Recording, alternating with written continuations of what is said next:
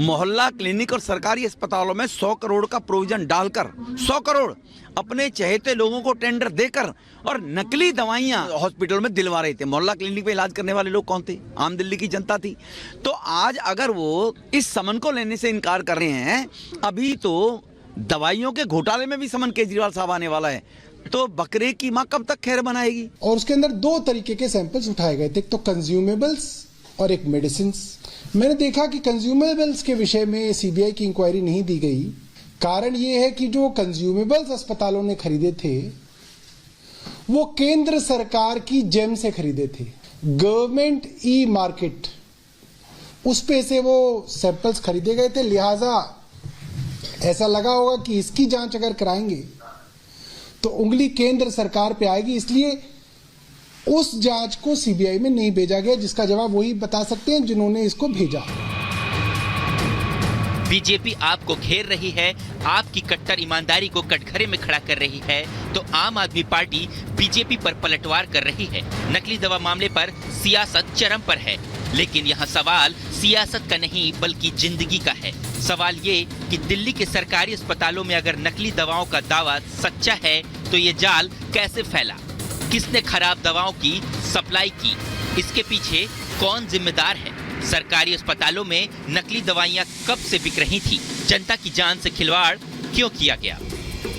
Bureau report, Republic Bharat.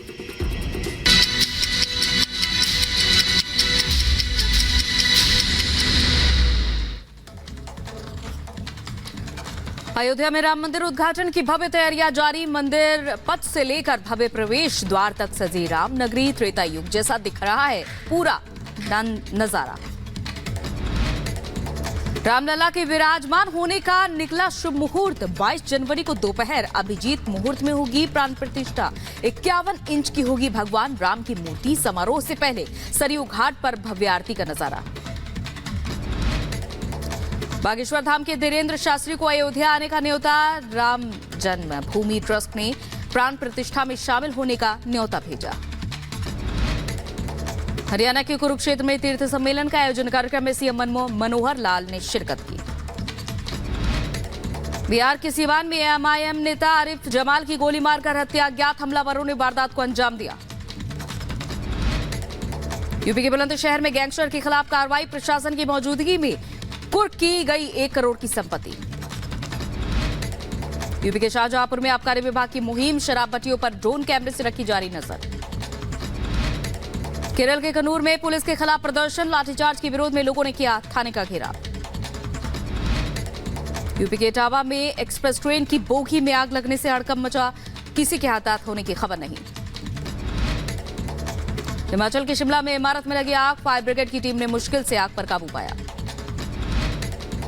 UP के शाहजहांपुर में short circuit से बैंक में लगी आग। लाखों रुपए का सामान जलकर खाक।